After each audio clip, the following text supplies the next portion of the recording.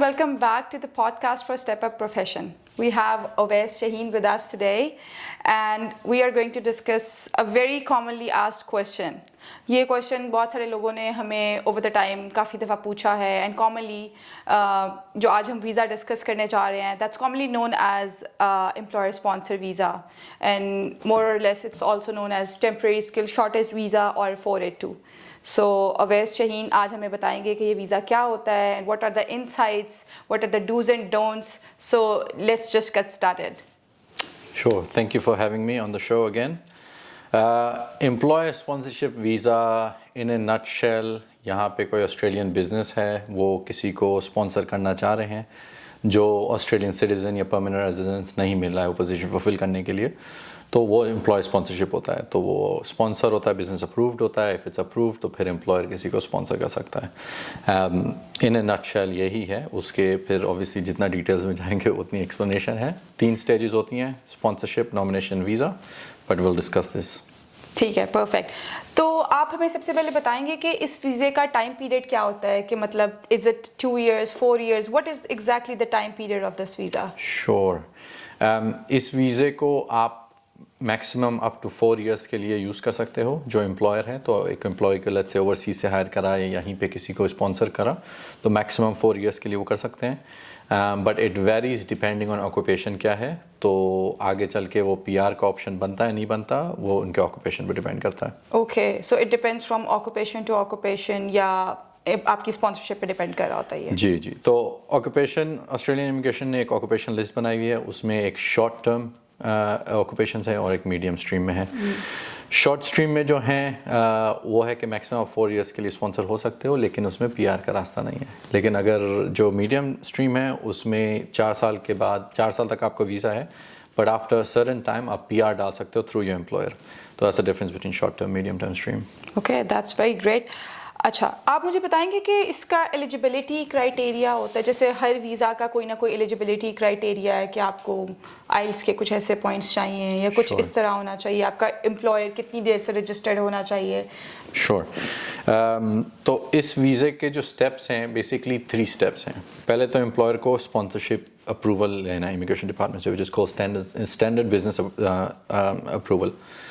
Once that's approve तो फिर business nomination के लिए डालता है. नॉमिनेशन का सोल पर्पस ये है कि बिजनेस शो कर रहा है हमारे पास एक जॉब वैकेंसी है इस ऑक्यूपेशन में, वी ट्राइड एवरीथिंग, हमें कोई नहीं मिल रहा, हेंस हमें किसी को हायर करना है इस वीज़े के ऊपर.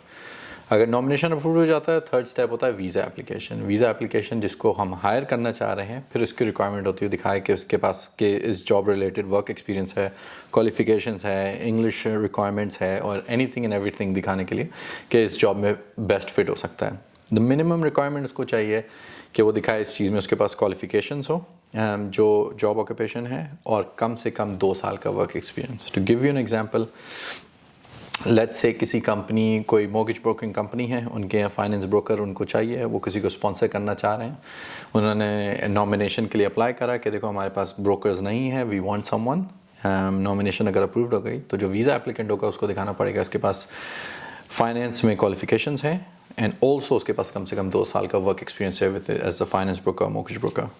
इफ़ दैट वर्क्स तो फिर उनको आगे चल के वीज़ा एप्लीकेशन अगर अप्रूव हो गया तो फिर वो एम्प्लॉय स्पॉन्सरशिप पे आ जाएंगे.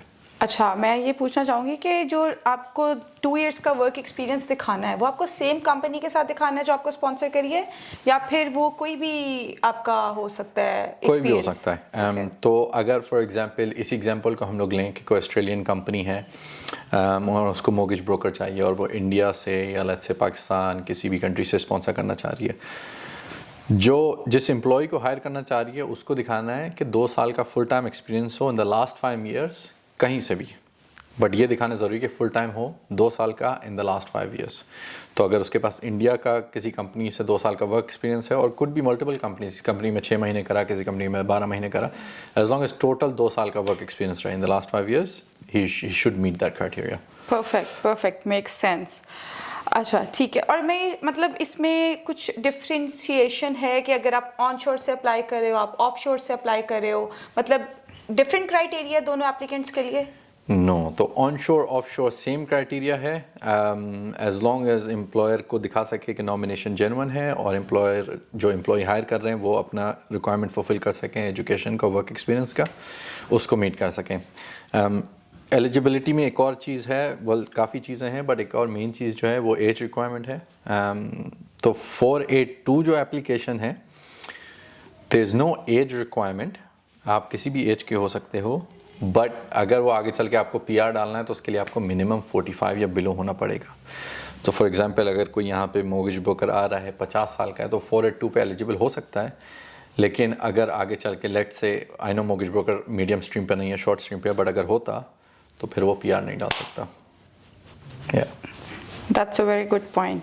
अच्छा, तो I have been seeing comments and messages from people कि 1 जुलाई के बाद जी एम्प्लॉयर स्पॉन्सर वीज़ा में क्या चेंजेस आए हैं, उसकी एलिजिबिलिटी चेंज हुई है, इसका क्राइटेरिया, इसके ऑक्यूपेशंस, तो कुछ मेजर चेंजेस आए हैं इस वीज़ा के अंदर भी? बिल्कुल बिल्कुल। देखो, एम्प्लॉय स्पॉन्सरशिप में पहले ये होता था कि आप जब स्पॉन्सर करोगे किसी को तो आपको एक सर्टेन सैलरी दिखानी पड़ती थी, as a rough estimate around $55,000।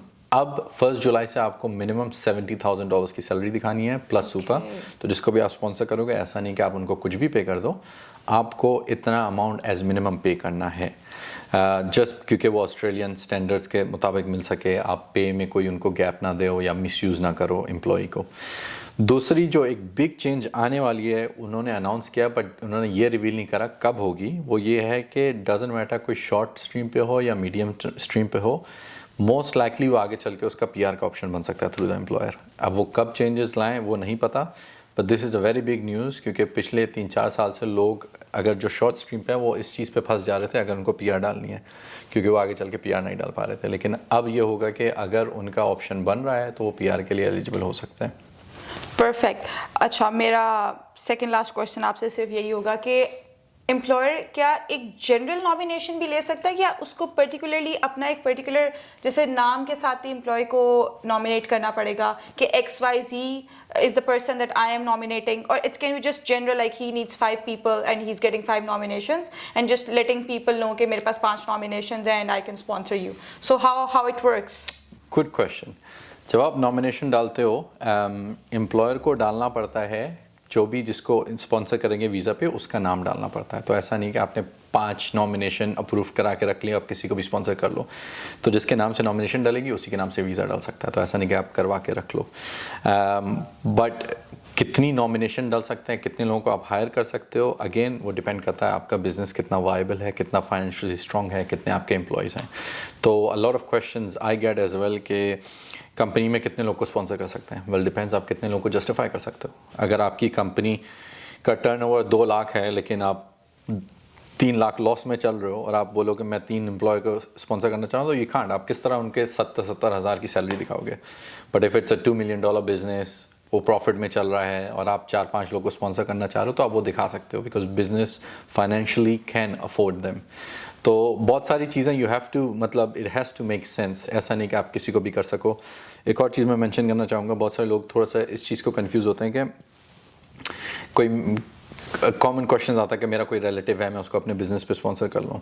तो अगेन, जो उनका ऑक्यूपेशन अगर मैच करता है तभी वो कर सकते हैं, ऐसा नहीं कि कोई उनके फैमिली मेम्बर्स ओवरसीज़ है, आपने उनको इसी तरह बुला लिया।